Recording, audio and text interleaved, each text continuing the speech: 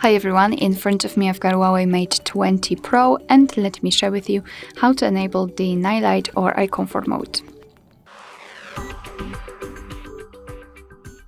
So let's begin with the customization. We have to open the settings and here we have to scroll to find the display and brightness. Let's tap on it.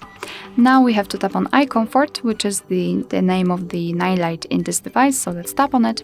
And before we will be able to customize it, we have to turn it on. So let's tap on the switcher enable all day. And you can see that the screen turns a little bit yellowish or amber. It is basically in order to filter the blue light. It will be also much easier for you to look at the screen at the dim light. So if you're a night owl, then I highly recommend to use this mode. We can change the intensity of that feature just by using the switcher. By going to the left, we can make it a little bit cooler, and by going to the right, warmer. It's totally up to you which intensity is the most comfortable for you. Here you can also turn on the flicker reduction just by tapping on this switcher here.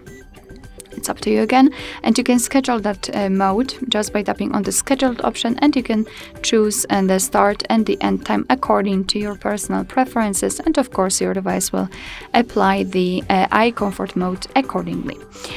So this is the whole customization of the eye comfort in this device, and of course you can have much faster access to this option. Simply unroll the top bar. We have to unroll it fully to find the eye comfort, which is not here. I mean, I cannot see it. Oh, here it is. If you cannot find it, no worries. Simply tap on this edit icon and you will be able to apply new toggles to this section, among others eye comfort, if it is not here already. So all we have to do is to tap on this icon and your device will immediately turn on the eye comfort mode, and tap on it again to turn it off.